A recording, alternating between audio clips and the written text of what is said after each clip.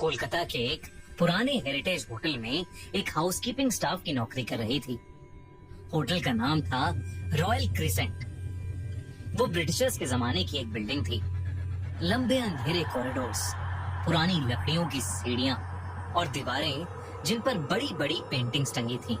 रूपा को वहां नौकरी करते हुए कुछ ही दिन गुजरे थे, पर एक रात कुछ ऐसा हुआ जिसने उसकी पूरी जिंदगी बदल कर रख दी।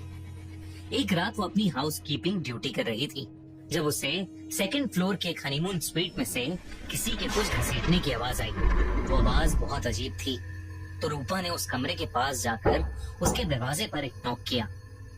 किसी ने दरवाजा नहीं खोला, तो रूपा ने बोला, hello sir, anybody there? Room service. फिर भी किसी ने दरवाजा नहीं खोला। होटल रिकॉर्ड्स के अकॉर्डिंग उस रूम में कोई गेस्ट नहीं रुका था, इसलिए रूपा ने अपना कार्ड स्वाइप किया और दरवाजा खोलकर वो रूम के अंदर चली गई।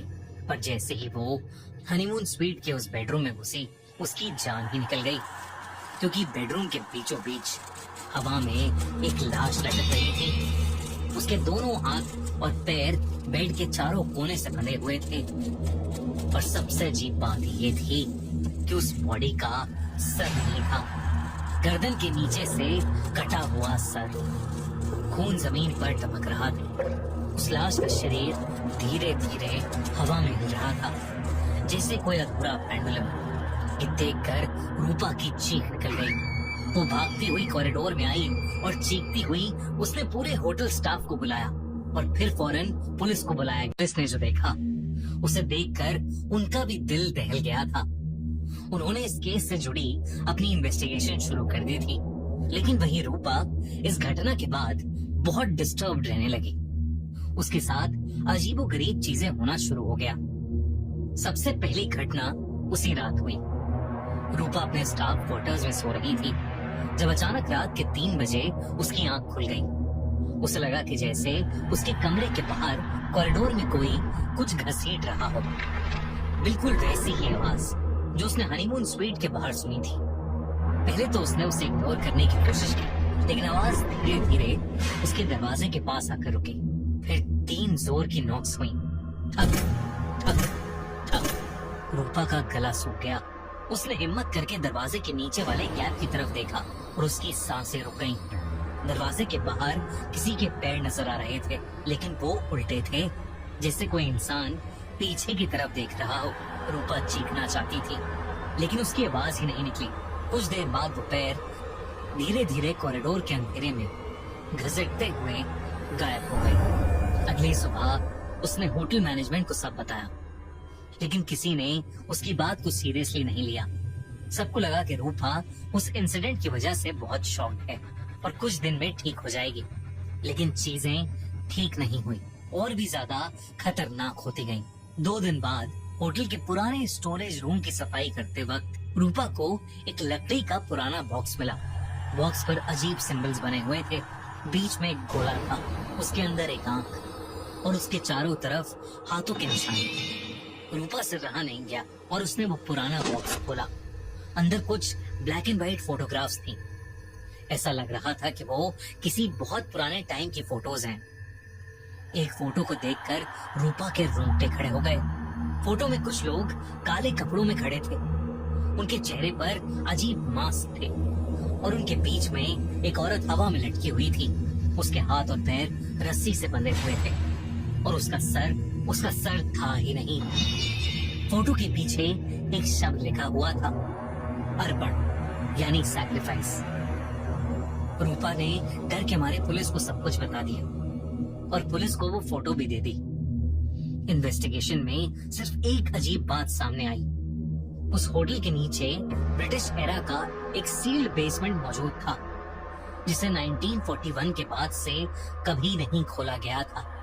पुलिस ने बेसमेंट खोलने का फैसला किया। जब दरवाजा तोड़ा गया तो अंदर का मंजर देखकर सबकी रूह कांप गई। दीवारों पर वही सिंबल्स बने हुए थे और बीच में एक पत्थर की वेदी बनी हुई थी।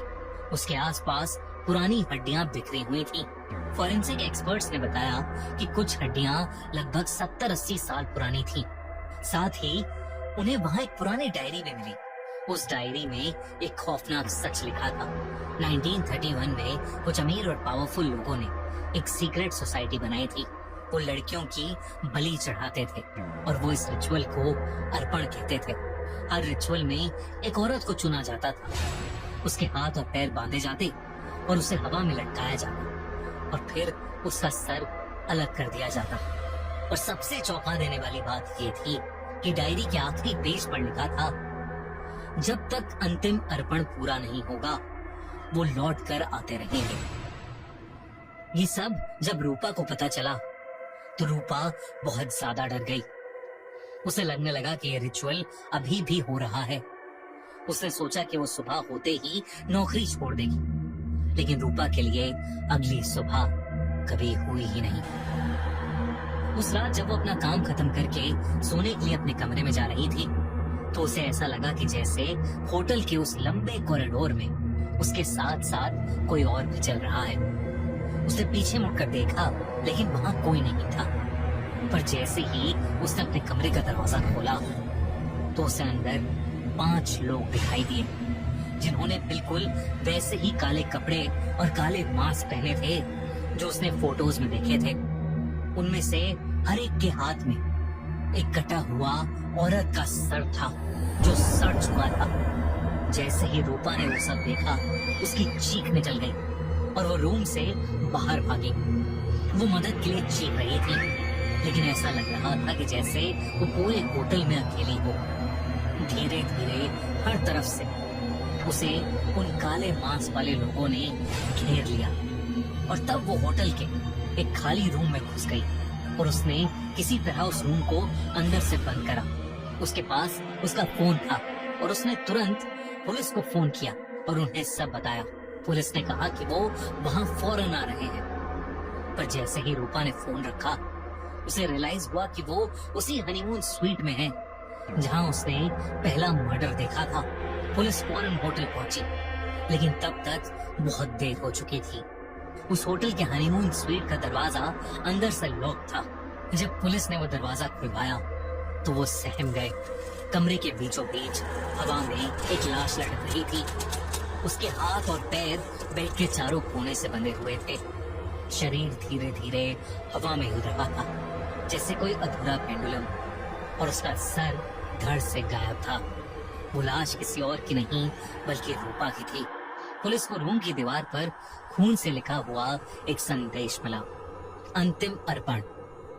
इस इंसिडेंट के बाद पुलिस को रूपा की सारी बातों पर यकीन हो गया और उन्होंने उस पूरे होटल को सील कर दिया। पुलिस को उस कल्ट रिचुअल के बारे में कोई और ठोस सबूत नहीं मिला। तो कुछ दिन के बाद वो होटल एक दूसरे नाम से फिर खुल गया, लेकिन वहाँ के लोग आज भी ये कहते हैं कि उस होटल के अंदर एक सरकटी औरत की आत्मा भटकती है। दोस्तों, कैसी लगी आपको ये कहानी?